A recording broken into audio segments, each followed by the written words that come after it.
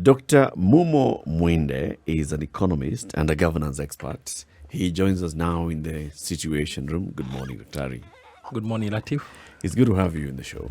Thank you. Asante sana for joining us this morning.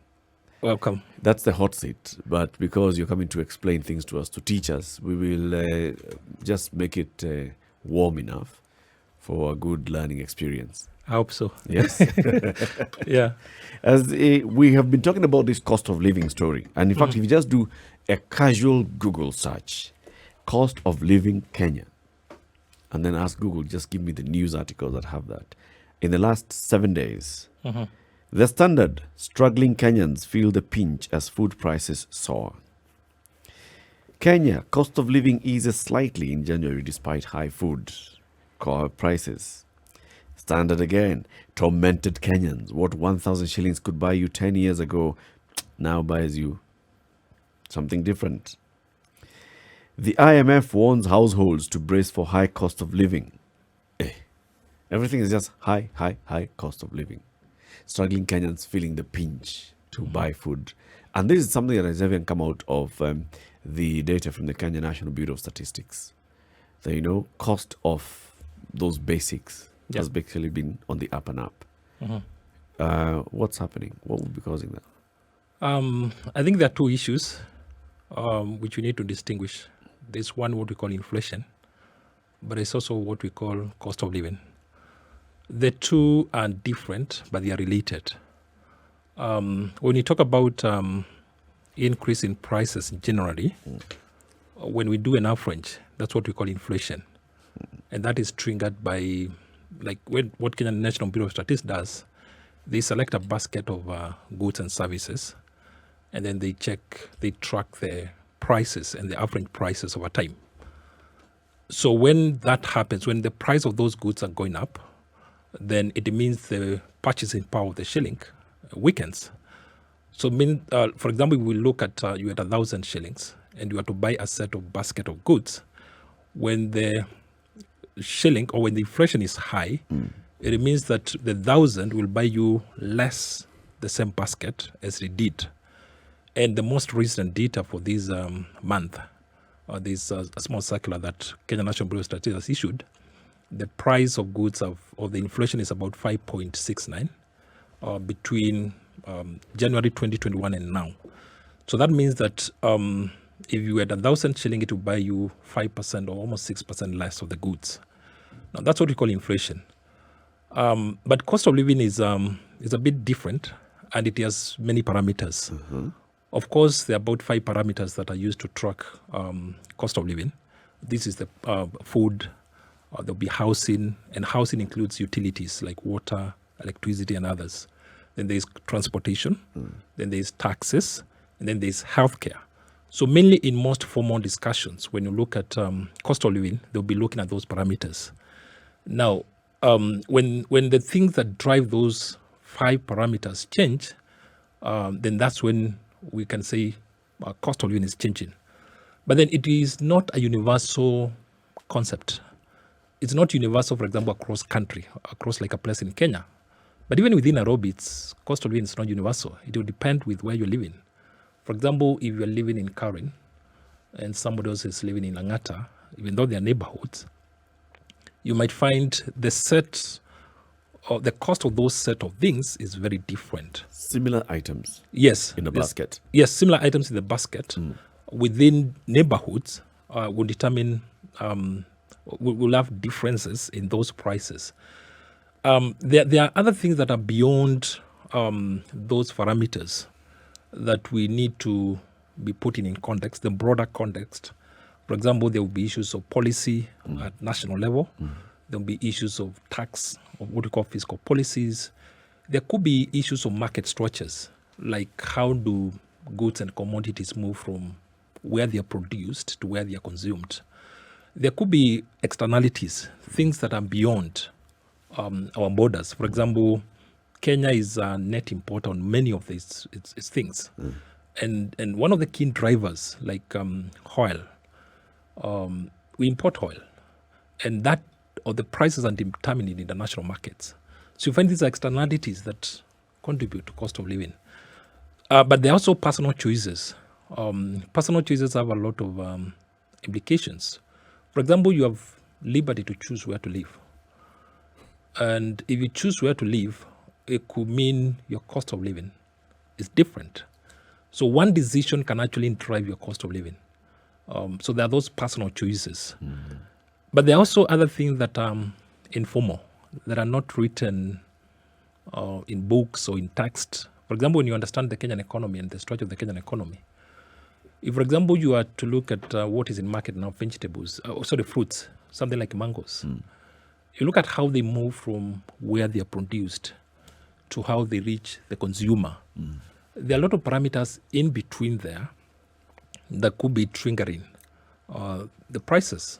For example, you might find a mango leaves water or in Bere in Tharaka-Nithi at 3 shillings or 4 shillings or 6 shillings. But by the time it lands on the Nairobi market where you're buying it, you might find that our price has gone to 40, 50 shillings. So the in between, the middlemen, the transport issues, and these are not regulated in our case. I think we commonly talk about cartels. So these guys in between can actually dictate what the prices will be. So when you're looking at cost of living, we need to look at all those parameters in context. Sure. But also we also need to start thinking about there are also what we call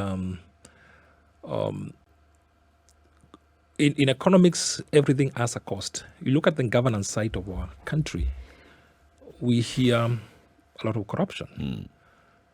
Many people don't see the direct relationship immediately, but finally it has a landing plus. Because we're looking at this basket, we're talking about taxes. So we hear a project was costing 10 million, it has been inflated by 3 times. Who pays for that inflated cost? At some point it will have to land, and it lands in the prices because you have to imply taxes, you have to look at that. So we need to look at the set of all these, and we want to understand what is driving this cost of living. Then we need to go back and trace all these parameters. And as we trace them and what we call the value chain, you'll be able to see probably what is driving this cost of living. So the reasons as to why the cost is then always high and continuously increasing, because for the last however long we can remember, the cost of living has always been higher and getting higher and higher. And then you often wonder, does the cost of living ever come down? Or is it something that is pre-programmed that doesn't really matter? As time passes and as development continues to occur, the cost of living will continue to rise. Are we always looking at that staggering point? Or can it ever dip to the point where you say, okay, for the last 5 years or so, we've seen things reduce significantly and we're enjoying this? Now, one of the consequences of development is change of cost of living. Okay? So if, for example, we were at that world country, then we move to a middle income country, then you expect the cost of this set of things to change. And that's why New York is more expensive than Nairobi. Because this is a developed country. It's within the city is within a developed country. So once you move towards development, the cost of living or the cost of goods and services changes. But also there's the other side of cost of living, because cost of living can also change because of now the income side. If you're developing and the incomes are not changing at the household level, then that also has implications. But the presumption is that when you develop, incomes also changes. So the purchasing power of the people and households are supposed to increase with development. But does it? It will depend with the economic structure. In Kenya, does it? Yeah, in our case, we have what we call disparity between the wealth and the poor. Now, if the economy is not able to distribute the income uniformly, then it has serious consequences on certain households or certain groups of the population. And that's why at country level, we need to be thinking of balanced growth and development. So, for example, you look at the GDP per capita in Kenya, it has improved. And we will classify it as middle-income country, low middle-income country. But when you look at the majority of the people, they are not enjoying that benefit. But does that benefit actually exist? Sorry?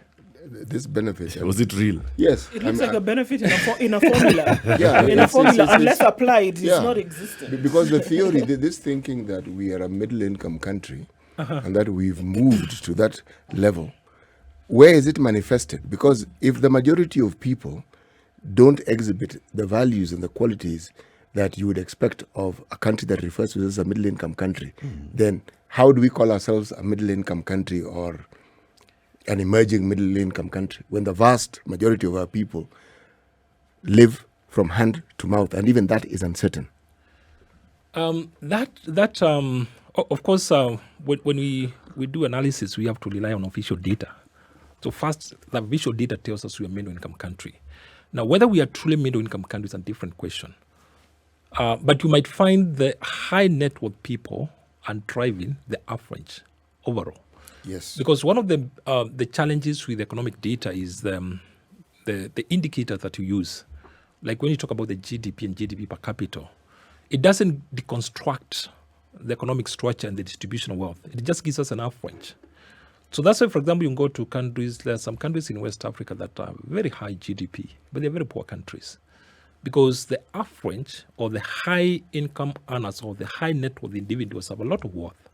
So when you average, you find at country level, it's very high. But the distribution is quite skewed towards a group of people. Now, if ours was truly a change, and probably why many households are not feeling the impact, was because what we did was, for us to get to middle income, we did what we call a rebasing. Now, what rebasing simply does is that it brings data that was not captured in official data now into official data. So that does not change the way the economy was. And for you to understand this, you need to look at the structure of our economy. For example, you look at the most recent economic survey for 2021. You find the formal sector is barely 16%, because the informal sector is 83.5%. Now, what we call the informal sector, we call it informal because it is not well defined. What you call informal, you cannot Actually put But hands on it. why is it hard to define it? Yes, thank you. Because it's informal. I mean, Informal. You know, the World Bank for the longest time called it the hidden economy. Hidden from whom? Because we know it exists. It employs the vast majority of our people. We know what they do. We know how they do it. So where they are. So whose yardstick of definition are we using?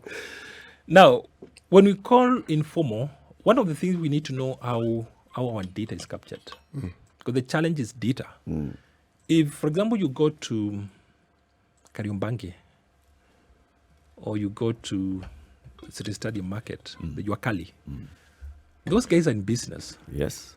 But you can't define who they are because you have no data on those people. Okay. So when you start looking at them, like, and this can be well described when you start looking at the tax data.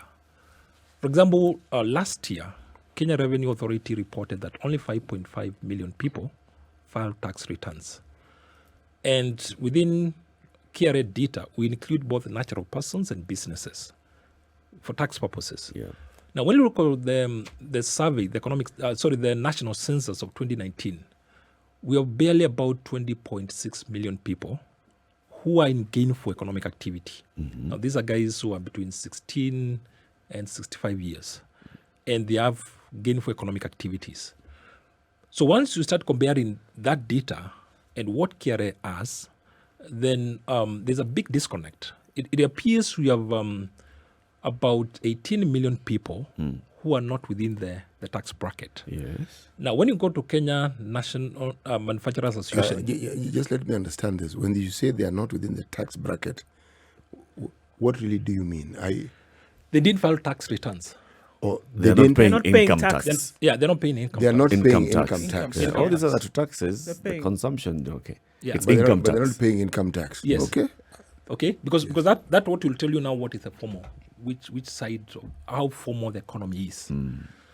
So when you look at that, and you go to the Kenya Manufacturers Association data, They project that we have about 7.56 million micro, small, MSMEs. yes, MSMEs. But the ones that are registered are about 1.56 million. Now, when you go to deconstruct the tax return data further, you find that only about 400,001 businesses are registered.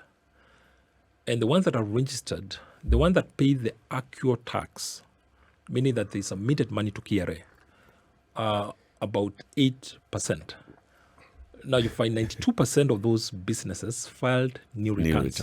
So they complied with the law, but they didn't pay tax. So once you start now connecting that data, it now starts taking you to the challenge of the informal sector. Yeah. And the problem with the informal sector is that you cannot tangibly define who they are. For example, when you look at the employment data from the economic survey, we create barely about 850,000 jobs. And the formal sector only created about 68,000. You're told the other 780,000 jobs, where did they come from? Dr. Is this a problem with the sector and the people who work in it, or is it a problem with the way we collect our data, or is it a way in which we structure the definitions that we have? Because I'm listening to you and I'm thinking, you cannot have a business in any town and not pay the county some money. It is next to impossible for you to have that. Okay? Yes. Even if it's 10 shillings. You're paying a business permit. You will pay some money. Yes. As for this income tax that we're talking about, we've seen KRA making attempts to actually collect money from these groups by introducing other taxes that previously didn't exist. Now, that they don't pay taxes in that formal way, or that they don't know how to file their returns, that we don't have data. How is it their problem? It's a policy question, because the best way to get all the people paying taxes is to have a single registry, what we call the single data capture. Now, this is what the Unduma number tried to achieve. Probably the implementation might have been wrong. And I'll give you a very good comparative. You go to Rwanda now, and you're a citizen. You have one single identification. So your driving license, your passport, and everything will reflect that number. When you open a business, they'll be able to capture you in their database. This is not the case in Kenya. In as much as we are saying there are all these businesses, and nobody has the data of those businesses, then it's very hard to track them. But why don't they have the data? And those people live in this country, they work in this country. It's not as though they visit us every once in a while. So you're not sure on which day they're going to actually come. So you know. We already even know Yes. these people are in informal. Yes, we even know the numbers. So if we have the number of people who are in informal, It means we know them. so the only issue here is our own definitions of, just like you said. So we know, yes, there are people in Kariobangi, and there are people in Gekomba, and there are people in these other areas, and we know that they are engaged in some gainful employment. It's only that we cannot really define them, whether they are doing this or the other. That is our problem. Our problem is how we are able to define the people that we are looking at. Yeah, that's why I said we need to also to understand the way an economy works. And our economy is very complex. We know there are what we call the cartels, in quotes, because you might find that those businesses are like that by design. You see? Yeah. Because the moment you are formalized, the moment you are captured in data, then it's very hard to avoid the taxes or to evade taxes. So many people will thrive when they are not known. And for example, if you go to the Korokosho market here, or Malikiti, or go to Kongowea in Mombasa, how much money is traded there daily, every morning? Hundreds of millions. Probably billions. Yeah. Billions, no. But hundreds of millions, yes. If you're talking billions in the course of the year, yes. But on a daily basis, you see, again, goods, services brought in. Individuals represent services, goods come in by trucks. The process of identifying and even documenting this is not really rocket science. And that's where you are right, in that some of these things are deliberate. Yes. Because if you change that format of doing things, Yeah. then the accountability factor or quotient goes up. Goes up. Yes. But then again, my question, whose problem is it? It's deliberate by whom as well. Yes. It's Because yes, it works well for the trader not to get into this whole formal system where their costs then go up. But then why it's not so difficult for the government to actually get them. People are operating in a formal place called Kongoea Market, Marikiti. It's a government structure Okay, anyway. They every pay morning license. they report here. They pay license. Kanjo comes and collects money every Every morning day. from them. yeah. So how can we then say we do not know where they are, and then it's difficult to formalize them, for example? That everybody who runs and operates a store, for example, in a particular market, and then you have them across the country, and is paying licenses upon which you receive a receipt, they know where you are.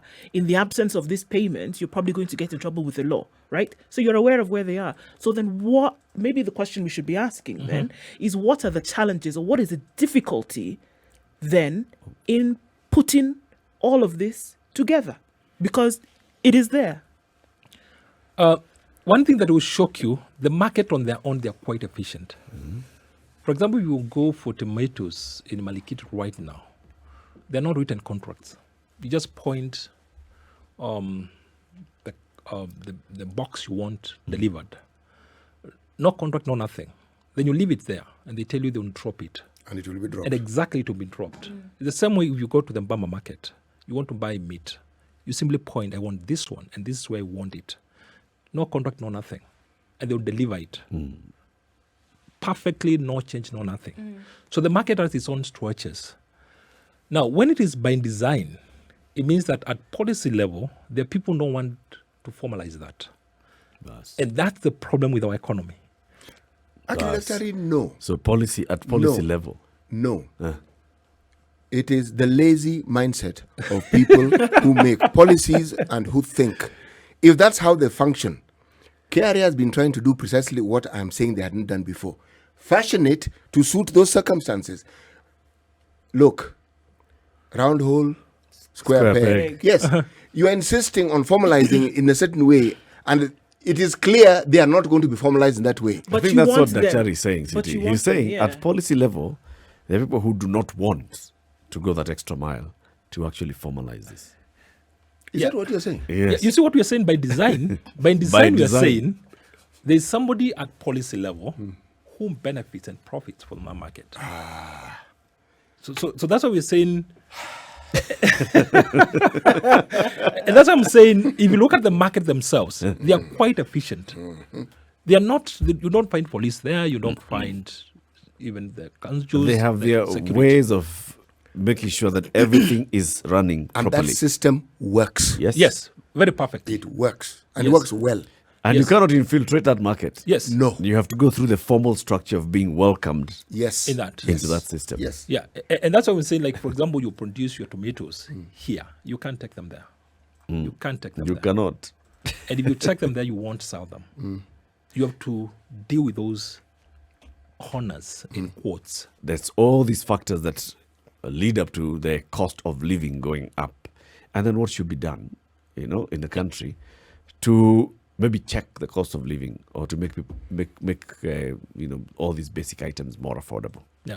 This is Kenya's biggest conversation, The Situation Room. Our guest is Dr. Mumo Muinde. He's an economist and governance expert. We are asking ourselves, what is it that causes the cost of living to go up? What are the numbers? What are the reasons and the factors behind it? So you've just been telling us about, the organization of our economy. You told us we've got to look back at how our economy is structured and what causes some of these things. At some point, you even said, let's compare. Development will also lead Yes. to a rising cost of living. Yes. But also development should also improve some efficiencies. Indeed. Yes. Like the way you said, some value chains. Take the example of the value chain you gave us, the mango value chain. Yes. Okay. Mango leaves water at 30 shillings. Mango arrives at Parklands Market at 70 shillings. What are these factors that are, hiking, making the cost go up? See, they'll include things like, okay, first of all, the cost of input has brought the mango to 30 bob Yes. at Water Farm. Then we have transport costs. We have post-harvest losses. Yes. That will also be factored in by the traders in the value chain.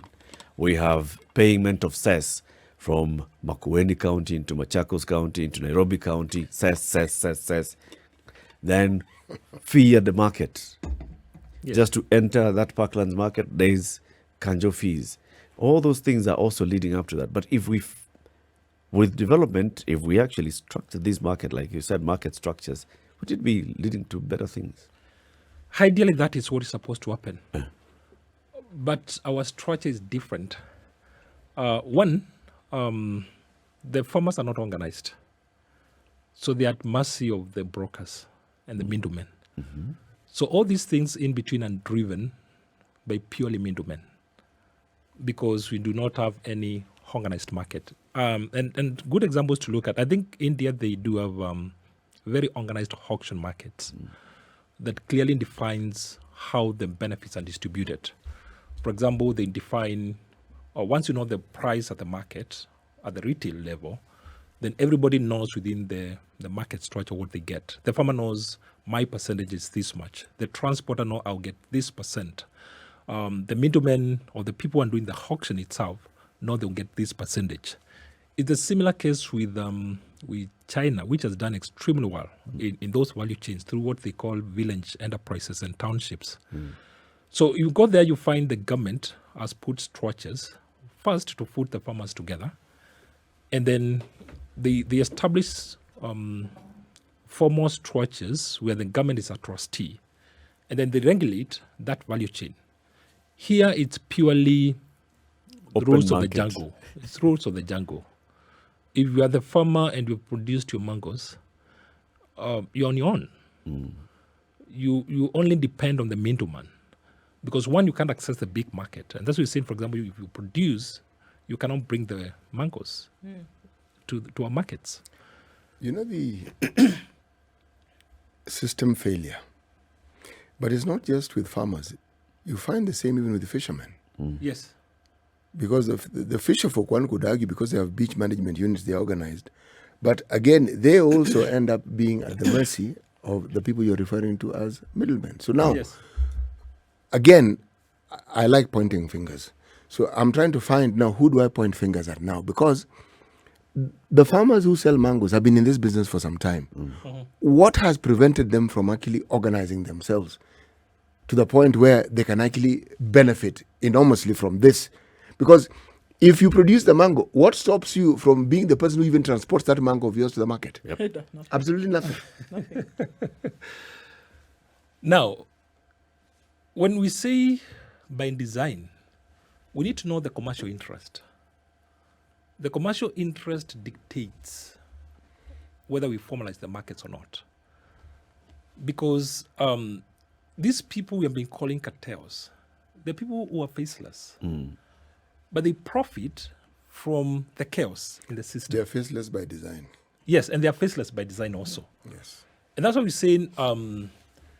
If you start deconstructing the evidence and data in this country, you'll be find, or you might be led to a point where you find the people who are supposed to be making the policies are the faceless, People.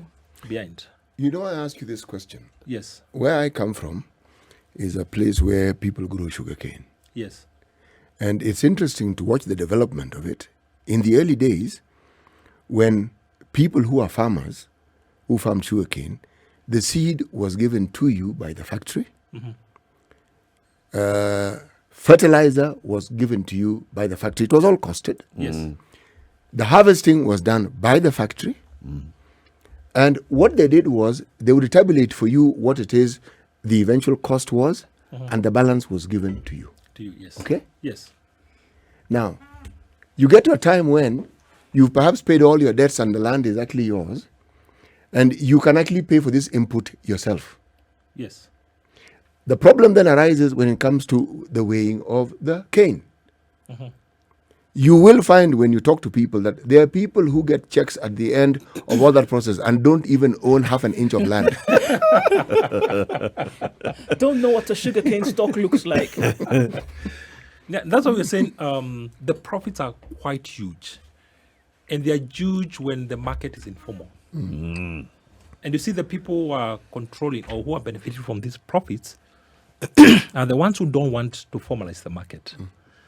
Unfortunately, they control or have access to political or state power. So that fixes everybody downstream. Yeah. And a fair question would be able to ask, like, if in the 80s and in the 70s, the farmer was able to access those fertilizers and imports. Yes. That time.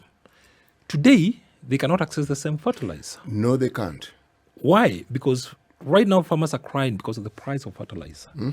Now, I'll put a spanner in the works.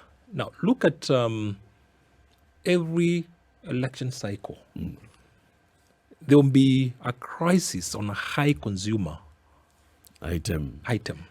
And it's always around fertilizer, it's around sugar, it's around maize, it's around cooking oil. These are high consumer movables. And this is probably because when you look at economic data, we also look at the undocumented data. You need to understand the economy. How are elections financed in this country?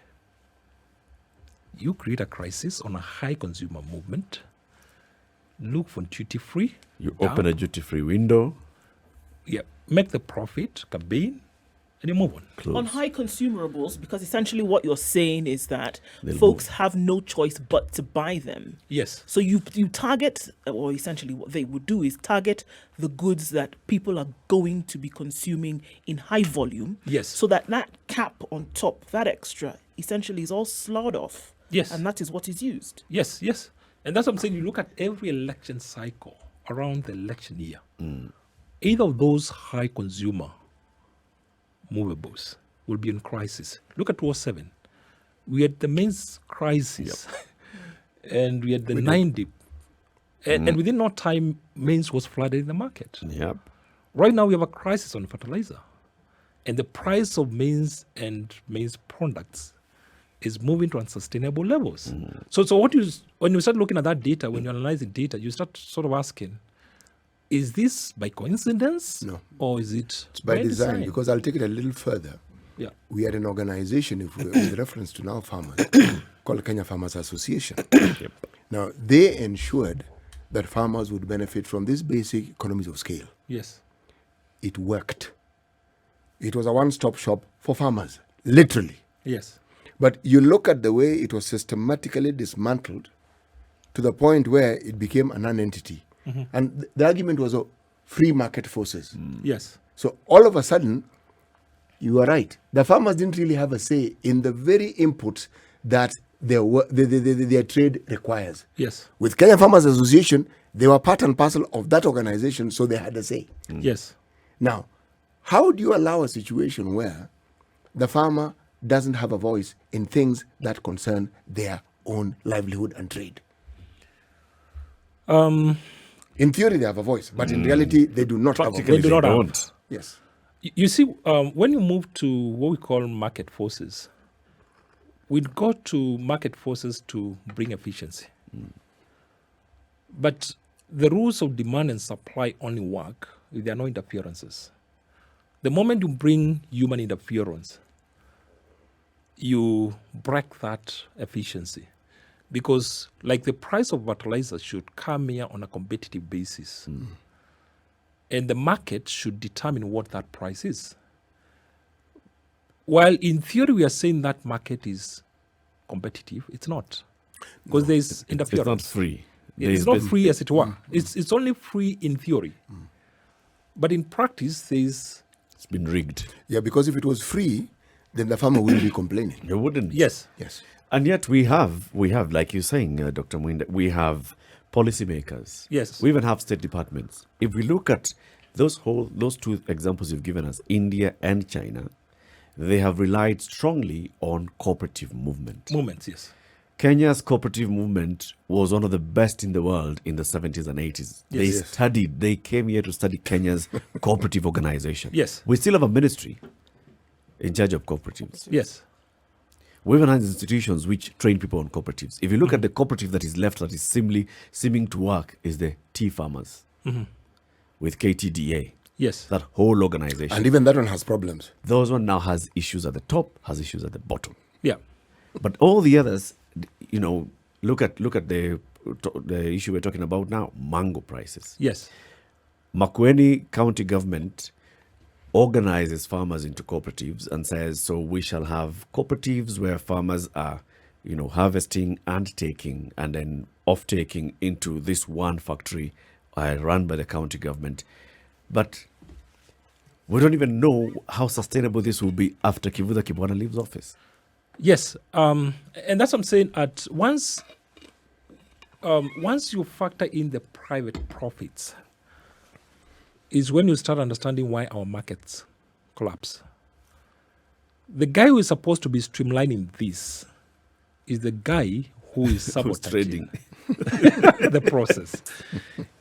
And it is all over. Across the board. It's across board.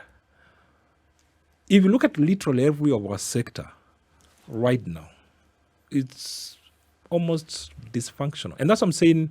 We look at the official data, and we have taken informal as a policy, which should not be the case. Yes. Ideally, no economy can work without informal.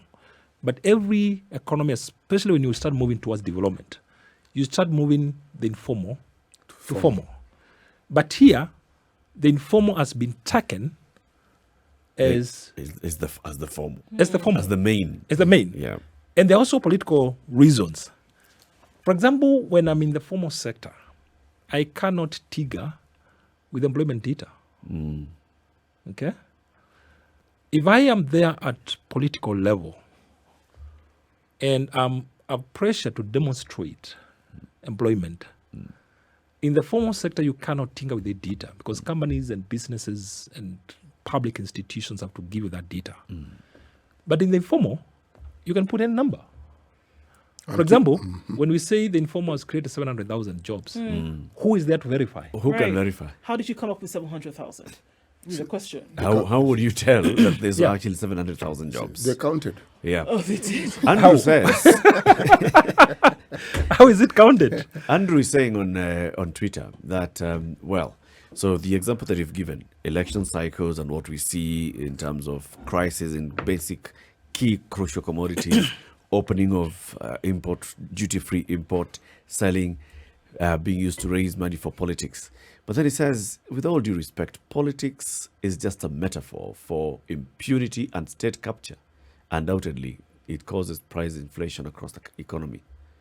It's just, this is all corruption. Let's Yes. just call it what it is. Yes.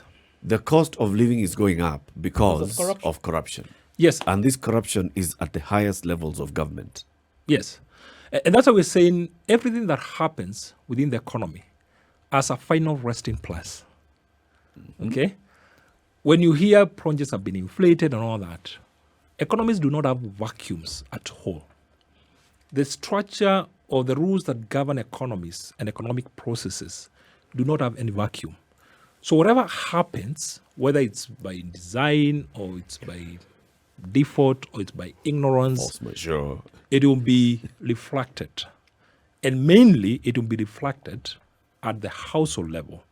Because if this money is stolen from the economy and it is not within the economy, then you'll have to deal with the taxes at some point. Now, there's some very controversial issue in macroeconomics. If, for example, I inflate a project that was to cost 3 billion, I push it to 10 billion. And then the extra 7 billion, I plow it back in the economy. For example, I go and build an hotel. I was doing a road. It was to cost 3 billion, I put 7 billion. The extra, I go and put it in Some a hotel hotel somewhere. or something. The money is plowed back in the economy. So at the macro level, the money will still be within the country. So you might find now the people employed in the hotel are paying taxes. They've created employment. They've put investment. But when the money is not reintroduced in the economy, then that becomes a major cost. Because the 7 billion have taken it out of the country. economy. So it's not in circulation. Now, what we call GDP, gross domestic product, is simply the money in circulation. And that's what you find in almost many countries. Those issues of prices and, interference will always be there.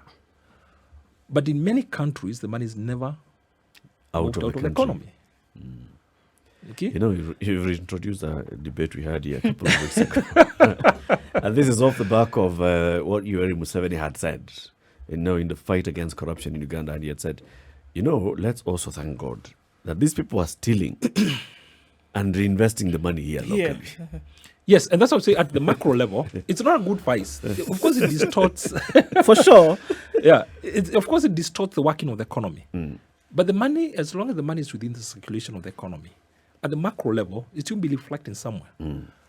And this is the biggest challenge we have when we have this corruption all over and the money is not within the economy.